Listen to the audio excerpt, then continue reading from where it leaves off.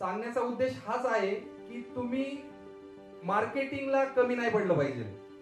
Actually तरी पण मी आता असं कन्सिडर करतो, मी या गोष्टी, माझं सोशल मीडियाला पर्सनल ब्रँडिंग चालतं, कंपनीचं अकाउंट आहे इंजिनियर कन्स्ट्रक्शन वाला नावाने, त्यानंतर वेबसाईट आहे प्रॉपर, युट्यूबला चॅनल आहे. ह्या सगळ्या गोष्टी करूनही मला असं वाटतं की मी माझ्या कंपनीसाठी फक्त 1 किंवा 0.5% मार्केटिंग करतोय. अजून मला 99% मार्केटिंग करणं बाकी आहे.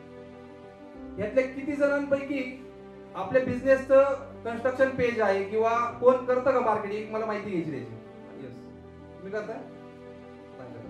कोण करताय बिझनेस साठी मार्केटिंग? आतापर्यंत नाही करत आहे. तुम्हाला काय वाटतं, केली पाहिजे का नाही केली पाहिजे?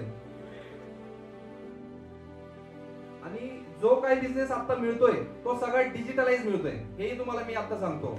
ना मी कुठलं पेपरला ऍडव्हर्टाइज देतोय, ना मी कुठं मोठे होल्डिंग्स लावतोय. जे सगळं चालू आहे ते ऑनलाईन फॉर्म मध्ये चालू आहे. तर तुम्हालाही मला हेच सांगणं आहे की तुम्ही डिजिटल मार्केटिंग साठी कुठंच कमी नाही पडलं पाहिजे. जर तुमच्याकडे मार्केटिंगच नाही झाली, तुमच्याकडे क्लायंट्सच नाही आले, तर तुमचा बिझनेस कसा रन होणार आहे?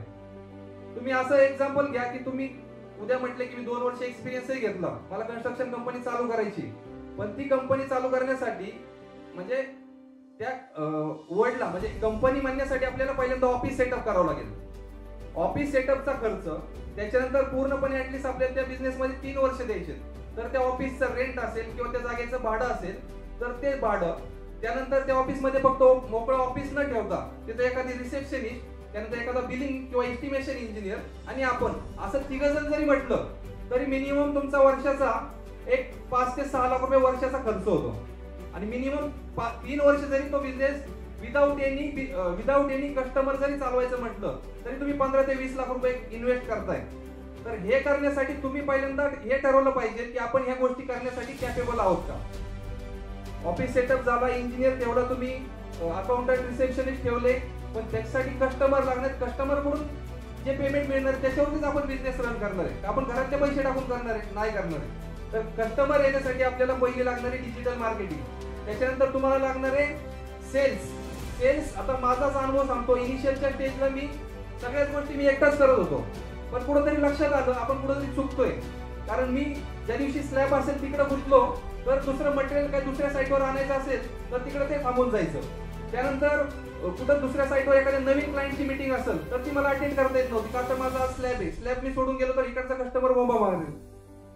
तर आपल्याला पहिला पार्ट म्हणजे टीम बिल्डिंग एनी हाऊ आपल्याला करणं म्हणजे करणंच आहे. भले 50 लोकांची, 15 लोकांची, 5 लोकांची करा, पण टीम बिल्डिंग करा. एकटा माणूस हा म्हणजे कन्स्ट्रक्शन फील्ड मध्ये एकटा माणूस हा काहीच करू शकत नाही. जरी फॅमिली बॅकग्राऊंड असेल तरी फॅमिली बॅकग्राऊंड हा तुम्हाला पाठीमागून सपोर्ट करणार आहे, हा तुमच्या सोबत नसणार आहे. तर सोबत साठी तुम्हाला तुमची टीम लागणार आहे 101%. किती लोकांना खरं वाटतंय? वाटतं गरज आहे टीमची. तर टीम पहिल्यांदा आपण बनवली पाहिजे, भले 3-4 लोकांचीच बनवा, पण जो तुमचा वर्कलोड तो डिस्ट्रीब्यूट करा. आता हे आजचं ट्रेनिंगचं सेशन हे जर करायचं म्हटलं तर मी एकटाही सगळ्या गोष्टी करू शकलो असतो, पण मला बाकीच्या ऍक्टिव्हिटी बघायच्या. मला जे माझे ऑनबोर्डेड क्लायंट आहेत मला त्यांनाही वेळ द्यायचा आहे, त्यानंतर तुम्हालाही वेळ द्यायचा आहे, प्लस अजून माझ्या ऑदर काही गोष्टी चालू आहेत त्यांनाही वेळ द्यायचा आहे. प्लस माझी टीम असल्यामुळे मला तो एक हेल्पिंग हँड झाला. प्रत्येकाने एक सेशन घेतला ना, मी इथं कुठला ऑदर रिसोर्स अवेलेबल केला आणि त्यांना म्हटलं की नाही मला आपल्याला ट्रेनिंग घ्यायची. हे सगळे आपले इन हाऊस टीम आहेत.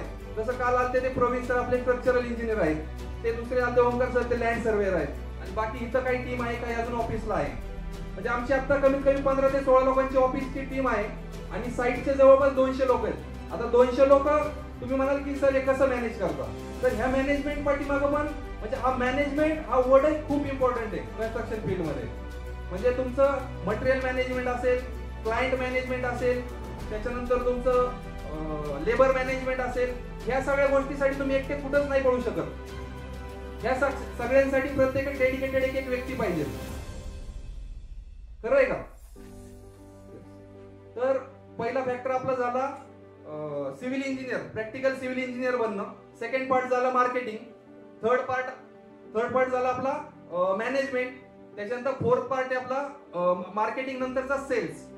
तर सेल्स हा असा पार्ट आहे की तो तुम्ही कुठल्या अँगलनी करताय. सेल्स मध्ये 2 पार्ट असतात आणि 2 व्यक्ती असतात. सेल्स एक्झिक्युटिव्ह असतो आणि सेल्स करण्यासाठी ओनरही जातो. तर इनिशियलच्या स्टेजला मी माझ्या कंपनीचा स्वतः सेल करत होतो. प्लस तुम्ही जर दिला तर इन्सेंटिव्ह, तर तो कुठेतरी सेट 25-30% नी इन्क्रीज होईल. जर इन्सेंटिव्ह तुम्ही देत नसाल, फक्त तुम्ही सॅलरी देत असाल, तर तुमचा सेल्स कधीच होऊ शकत नाही विदाउट इन्सेंटिव्ह. तर तुम्हाला सेल्स मध्ये थोडं फोकस करणं गरजेचं आहे. सेल्स झाला त्याच्यानंतर तुम्हाला सांगितलं की स्वतःला जावं लागेल. स्वतःला वेळ पडली, मी अजूनही जातोय. काही क्लायंट आमचे सेल्स एक्झिक्युटिव्ह सांगतात की सर त्यांना तुम्हाला भेटायचंय, तुम्हाला भेटल्यानंतर काहीतरी आपली लीड किंवा आपली डील पॉझिटिव्ह होईल. तर काही केसमध्ये ते ऑफिसला येतात, काही केसमध्ये मी त्यांच्या घरी जातो. असं नाही की आता आपण खूप मोठे झाले, आपल्याला आता भरपूर साईट येतात, मग आपल्याला काही फिरायची गरज नाही. गेलं पाहिजे. तुम्ही जर, मी आता बऱ्यापैकी ह्याच्यावरती सोशल मीडियाला ऐकलं होतं की झोमॅटोचा जो ओनर आहे तो 1 महिन्यातनं एकदा तो स्वतः डिलिव्हरी करायला जातो. हे का जातो, तर तो ग्राउंड लेवलचे प्रॅक्टिकल काय गोष्टी चालू आहेत त्या समजून घेण्यासाठी जातो. तर अशा गोष्टी आपणही केल्या पाहिजे. असं नाही की आपण ओनर आहे म्हणजे आपण साईटवरती गेलंच नाही पाहिजे. आता जेवढे बी आमच्या 10 ते 12 काही ज्या साईट चालू आहेत त्याच्यावरती प्रत्येक वीक मध्ये तरी ऍटलीस्ट माझी 1 ते 2 विजिट असतात मॅक्झिमम. 1 तर 100% असतील. काही केसमध्ये दुसरी विजिट मे बी काही काम असेल तर राहतील, पण 101% एक विजिट तर फिक्स असते. नाहीतर बऱ्यापैकी काय होतं, कस्टमरचा एक माइंडसेट असा होतो, नाही राव ही लोक कामं घेत आहेत आणि पुढच्या ज्युनियर लोकांना देतात आणि काही फोकस करत नाहीत, लक्ष देत नाहीत. तर त्याच्या पाठीमागे आम्ही मग एक स्ट्रॅटेजी ठरवलेली की बाबा तुमची विजिट ह्या टायमाला झाली पाहिजे, बाकी टीम आपलं हे हँडल करेल, बाकीची टीम ते हँडल करेल. म्हणजे ह्या गोष्टी. आणि सगळ्यात महत्वाचं म्हणजे जो कस्टमर तुमच्याकडे आलेला आहे त्याला प्रॉपर सॅटिस्फाईड ठेवणं हा सगळ्यात महत्वाचा फॅक्टर आहे. जर तुम्ही त्या एका कस्टमरला निगेटिव्ह केलं तर तो तुमचे 100 कस्टमर मार्केटमध्ये निगेटिव्ह करणार आहे. कस्टमर सॅटिस्फॅक्शन हा खूप महत्वाचा भाग आहे आणि त्याच्यासाठी तुम्हाला कस्टमर सॅटिस्फॅक्शन साठी ऑन टाइम डिलिव्हरी देणं, कामाची क्वालिटी चांगली देणं आणि काम एकदम स्मूथली त्यांना हँडल करणं हे सगळ्यात महत्वाचं आहे. त्यामुळे कस्टमर सॅटिस्फॅक्शन हा असं तरच तुमचा बिझनेस ग्रो होईल. जर इनिशियलचे 5 कस्टमर जर निगेटिव्ह तुम्ही केले तर तुम्ही तो बिझनेसच सोडून द्यायचा विदाउट एनी कॉन्व्हर्सेशन. कारण 5 कस्टमर तुमच्या 500 लोकांना निगेटिव्ह करणार. इव्हन त्यांनी तुमच्या गुगल रिव्ह्यूजला एक जरी निगेटिव्ह रिव्ह्यू टाकला तर तुमचे कमीत कमी 10 कस्टमर निघून जातात. अरे म्हणतात यांचे निगेटिव्ह कस्टमर, यांच्याकडे कशाला जायचंय. जर तुम्ही आमच्या कंपनीचा गुगल पेज बघितलं तुम्हाला एकही निगेटिव्ह रिव्ह्यू दिसणार नाही, का तर आम्ही तो मेंटेन केलेला आहे. आणि ते ह्या गोष्टी मी का सांगतोय तर ह्या फेस केलेले आहेत. म्हणजे काही केसमध्ये असंही झालेलं आहे की कस्टमरच्या चुकीमुळे त्यांनी निगेटिव्ह रिव्ह्यू टाकले, पण चुका त्यांच्या असल्यामुळं त्यांनी ते रिटर्न काढून घेतल्या. आता त्याला आपण ऑब्जेक्शन घेतलं, चुकी तुमची आहे, तुम्ही आम्हाला निगेटिव्ह रिव्ह्यू नाही देऊ शकत. आता चुकी तुमची झाल्यामुळे तो टास्क किंवा तो एरिया मे बी हे झालेला आहे. काही कस्टमर असे असतात की ते वर्क मध्ये ऑब्जेक्शन घेतात किंवा इंटरफेअर करतात कामामध्ये. मग काही कामामध्ये जर त्यांचं 100% इन्व्हॉल्वमेंट असेल आणि जर चुकी झाली तर ही चुकी त्यांचीच असणार, इन्व्हॉल्वमेंट कारण त्यांनी दिलेली 100%. ह्या गोष्टी आपण प्रॉपर मॅनेज केल्या पाहिजेत. कारण एक सांगितलं तसं एक निगेटिव्ह रिव्ह्यू तुमचे 100 कस्टमर निगेटिव्ह करतो. कस्टमर झाले त्याच्यानंतर तुमचं येतं सेल्स झाल्यानंतर तुमचं ऑपरेशन मध्ये सांगितलं की ऑपरेशन मध्ये तुम्ही नवीन साईट घेतली, त्यांना टाइम पिरियड अग्रीमेंट वगैरे सगळ्या गोष्टी दिल्या की किती वेळ पूर्ण करणार आहे, कोणतं मटेरियल वापरणार आहे, काय वापरणार आहे, या सगळ्या गोष्टी दिल्यानंतर त्या फ्लो नुसारच किंवा त्या स्ट्रीमलाईन नुसारच त्या होत आहेत का नाही हेही बघणं खूप आपलं काम इम्पॉर्टंट आहे. नाहीतर आपण फक्त कोटेशन दिलं, अग्रीमेंट केलं, काम मिळालं, मग आपण काम घेतलं, आपल्या खालच्या टीमला दिलं, मग ते करतायत नाही करतायत, ते फॉलोअप देतायत नाही देतायत. कायमस्वरूपी माझं तुमच्या सगळ्यांना एकच सांगणं आहे, एम्प्लॉय वरती तुम्ही ट्रस्ट ठेवा, पण 100% ठेवू नका. 99% ठेवा, पण 1% तुमच्याकडे राहू द्या. एम्प्लॉय माइंडसेट हा असा असतो की संध्याकाळी 6:30 वाजले की कंपनी उद्या बंद जरी पडली तरी मला टेन्शन नाही. माझे 6:30 वाजलेत, मी त्याच्यानंतर थांबू शकत नाही.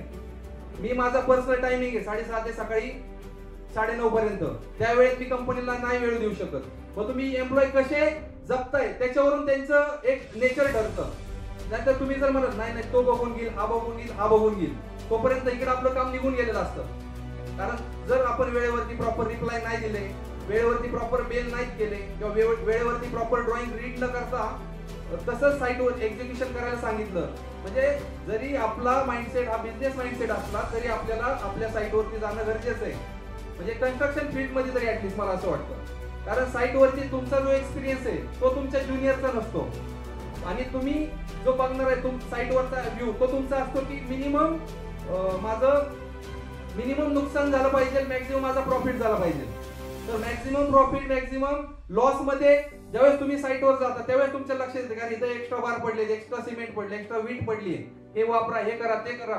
म्हणजे ह्या गोष्टी तुम्ही गेल्यानंतर सांगता. जर इथं तुमचा दुसरा व्यक्ती कोण गेला तर त्याला काय पडलेलं नसतं, तो म्हणतो हा ठीक आहे ठीक आहे. म्हणजे तो एक बघण्याचा लुकआउट चेंज होतो एम्प्लॉईचा आणि बिझनेस ओनरचा. तर हे हा आपला ऑपरेशनचा पार्ट झाला. ऑपरेशन नंतर तुमचं मॅनेजमेंट सांगितलं. कन्स्ट्रक्शन बिझनेस ज्यावेळेस आपण चालू करतो तर त्यावेळेस आपल्याला काही गोष्टींसाठी सॅक्रिफाईस करावं लागतं, जसं की आपली पर्सनल लाईफ. बाकी लोकांचे आपण स्टेटस वगैरे बघतो की सॅटर्डे संडे हॉलिडेज फिरायला वगैरे गेले तिकडं तिकडं, पण काही केस मध्ये आता आपल्याला त्या गोष्टी थोड्या बाजूला ठेवाव्या लागतात. कारण हा जो पिरियड असतो म्हणजे माझं एक स्वतःचा एक एक्सपिरियन्स आहे. आता मी जवळपास एक 23-24 पासून आहे या बिझनेस मध्ये. तुम्हाला काय वाटतं आता माझं एज काय असेल? कोणी गेस करू शकतं? किती? 30, 35, 30 प्लस. माझं एज 28 आहे आता. आणि मागच्या वर्षी आमच्या कंपनीचा टर्नओव्हर हा 25 कोटीचा झालेला आहे. आय थिंक त्याच्यावर आम्ही पॉडकास्टही केलाय. म्हणजे सांगण्यामागचा उद्देश हाच आहे की तुम्ही हे जे सुरुवातीचे 5-6 वर्ष म्हणजे ऍट द एज ऑफ 30 पर्यंत जो वेळ द्याल तिथून पुढची लाईफ ही तुमची असणार आहे. आत्ताची लाईफ ही तुम्ही तुमच्या बिझनेसला दिली तर तिथून पुढची लाईफ तुमची असणार आहे. आज सॅटर्डे संडे एम्प्लॉईचा हॉलिडे असतो पण माझा वर्किंग डे असतो. का तर आम्ही मागच्या 3 महिन्यापूर्वी फ्रँचायझी बिझनेसची अनाउन्समेंट केली. तर फ्रँचायझी बिझनेससाठी जे काही कस्टमर किंवा जे काही फ्रँचायझी घेण्यासाठी जे लोक आहेत जसं की सिव्हिल इंजिनियर्स आहेत, काही कॉन्ट्रॅक्टर्स आहेत जे बॅकफुटला आले त्यांना परत बिझनेस स्टार्ट करायचा आहे किंवा जिथं अडकले तिथून परत वरती निघायचंय किंवा ज्यांना स्वतःचा बिझनेस स्टार्ट करायचा आहे, अशा काही लोकांच्या आमच्या मीटिंग्स असतात. तर आमची टीम मीटिंग सेट करते पण त्या मीटिंगला मला जावं लागतं. का तर तिथं मी गेलो तर तो समोरचा व्यक्ती तो फ्रँचायझी घेणार आहे किंवा ती गोष्ट बघणार आहे. जर तिथं मी एम्प्लॉय ठेवला तर तो काय म्हणणार सर संडे द्या, मी संडेला कसं काय येऊ, संडेला मी नाही येऊ शकत म्हटलं आपल्याला जावं लागणार. कारण आपल्याला जर आपला कस्टमर आज आपण सोडला तर तो उद्या सांगणार आहे अरे हे रिस्पॉन्स वेळेवर देत नाहीत किंवा हे वेळेवरती येत नाहीत. तर ह्या गोष्टी तुम्हाला सॅक्रिफाईस करावेच लागतील या 5 ते 6 वर्षासाठी. आणि ह्या 5 ते 6 वर्षाच्या सॅक्रिफाईस मुळे तुम्ही तुमची पुढची 40-50 वर्षाची लाईफ प्रॉपर जगू शकता. म्हणजे नंतर तुम्हाला तुमच्या बिझनेस मध्ये लक्ष द्यायची गरज नाही, इथपर्यंत तुम्ही ते प्रॉपर स्टेबल करून घेऊ शकता.